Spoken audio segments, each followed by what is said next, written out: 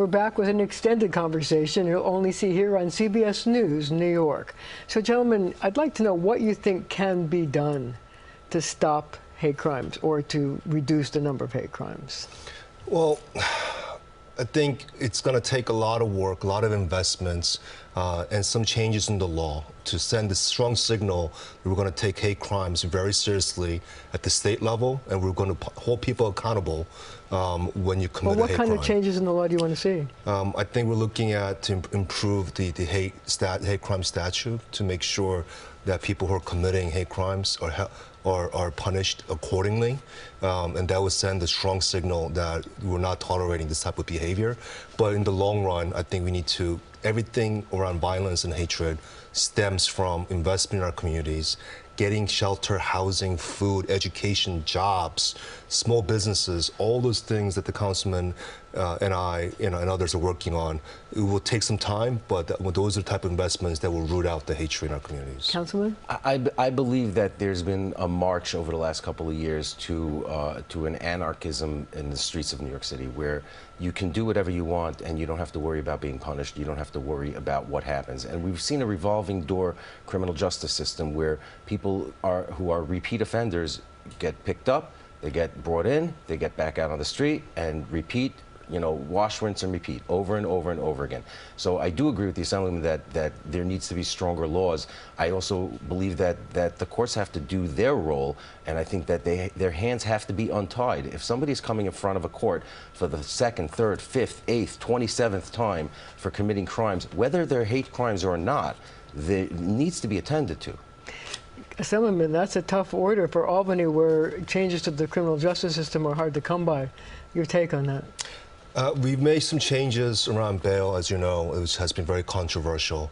The intent of bail was never to punish people through that medium. If you want to punish people, then we should change the codes accordingly moving forward. But I think beyond what we're talking about in terms of the courts, we need to make sure that we support our police departments that are doing the hard job every day to make sure that they have the personnel. That's a short-term gap, but we also need to work with the right conservatives and progressives to figure out what is the long-term solution here to root out the hatred and violence. And that's going to take a lot of work, administrative capacity building to fill the gaps around the homelessness crisis, the mental health, and that's going to take a lot of effort. Councilman, one of the things that people have suggested as a possible fix, or at least helpful, would be some curbs on social media to ban hate speech or hate attacks. Your feelings about that? Is it something that should be done, or are we talking about, democracy here in action? America's always had, in Europe they have laws banning certain kind of speech. America's always prided itself and ourselves on a First Amendment right to say whatever you want, no matter how heinous it is, as long as we have the right to answer back. There's no question that social media is playing a huge role in this, because there is unchecked hate speech on social media. We've all seen it. It's directed at myself, it's directed at Ron, it's directed at people in our community, and it's just directed at the world at large. But the question of whether or not we should figure out some kind of tool that bans speech on social media is a very slippery slope. Assemblyman, social media. Are you a victim on social media? Did you get attacked? I've been trolled and I've been called all sorts of things over the years. How do you feel about that? Luckily I have a thick skin, and I think most people sign up. I guess if you're going to be in public life, public service, so we signed up to do. But I think it does have an impact psychologically, emotionally. I mean, I have 3 young daughters, and to kind of expose them when we walk out the streets and feel that kind of tension and hatred, it definitely has weight. And So should we do something about social media, or should we not? I self-regulate. I tune out, I block people, and I just don't pay attention to it. But overall, when it impacts younger people and the next generation, I think there should be some common sense approach where if you're fueling violence and hatred, there should be a strong regulation against that. I do think that the anonymity of social media, where people can hide behind their fake screen names and say whatever they want, and I tweet something joyful about, marching in the Salute to Israel parade, and the response of, how many babies did you kill today, is forthcoming from some anonymous account. I mean, that's the kind of hate that we see that's unchecked on social media. Well, that's one of the things that I was wondering about. Do you think that in international situations like what's going on in the Middle East, or charges that, China is responsible for the pandemic, do you think those kinds of issues fuel hatred and fuel hate speech and hate attacks in New York City? Yeah, I mean, there people who are already racist, people who already have hatred, are looking for any reasons when they turn on social media, and they specifically look at certain channels to validate their hatred. So it does have a tremendous impact on their behavior. I mean, I believe that wholeheartedly. We have politicians in the United States, members of Congress, who are vile and vehement about their hatred for Israel, and that they have millions of followers. And when they say things about Israel, when they promote BDS, which Senator Schumer has called an anti-Semitic movement, and they're proud and unabashed about supporting these kinds of anti-Semitic movements, it's going to trickle down to the uneducated. Gentlemen, thank you so much for joining me today. It's been a really interesting conversation, and thank you for joining me as well. Our conversation with Leo Ferguson of Jews for Racial and Economic Justice and Charles Fain Lehman of the Manhattan Institute continues. I want to start with the first question. When I went out and I talked to people, basically what they say is they think it's a leadership issue. So my question to you, and I'm going to start with Mr. Lehman, is when former President Donald Trump blamed the pandemic on China, did that stoke anti-Asian hate? Almost certainly. I think it's likely that Trump's many statements about anti-Asian hate were part of a much larger shift that was related to, directly caused by people's misplaced, inaccurate, and harmful beliefs about Asians spawned by the pandemic. But I do want to push back on the sense that the problem is sort of predominantly what the other guys alluded to is rising white supremacy, rising right-wing nationalism. The reality is that probably doesn't explain changes in New York City, an overwhelmingly left-leaning jurisdiction with very little interest in what Donald Trump had to say.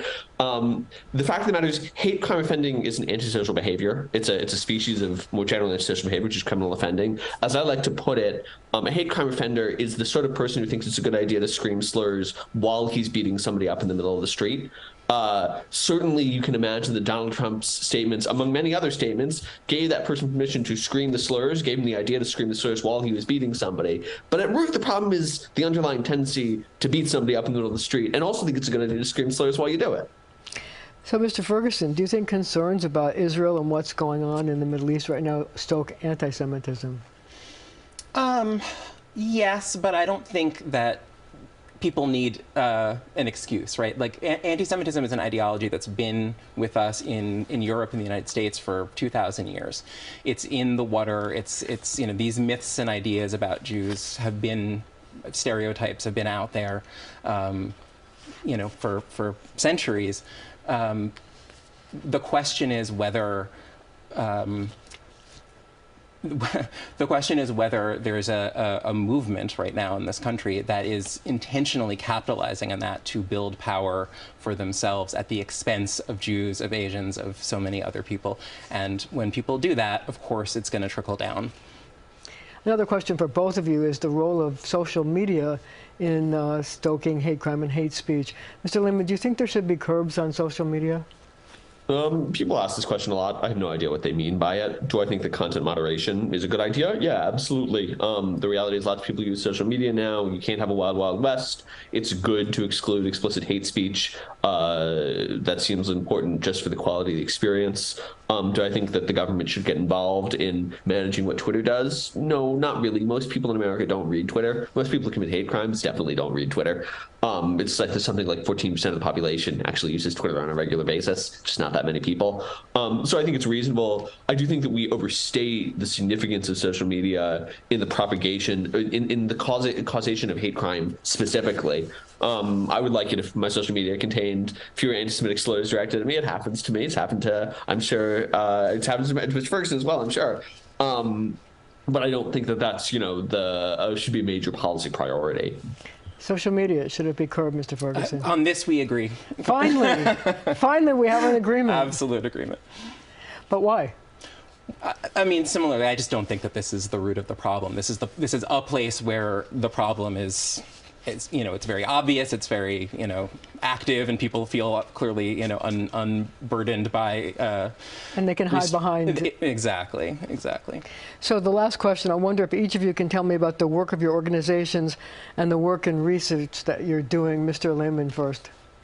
Yeah, absolutely. The Manhattan Institute we're a think tank. We focus on translating research and producing public policy to improve America's cities. We look at a wide variety of issues, from transit to fiscal stability to my area of interest and research, which is policing and public safety. I think we're one of the few voices in the conversation that is focused on how can we make America's cities safer, particularly in response to the dramatic increase in violence that they've seen over the past 3 years. I take particular interest in hate crime as a topic because I think it's a serious issue and it should be addressed seriously. I think there aren't a lot of ideas out there about how to address it seriously.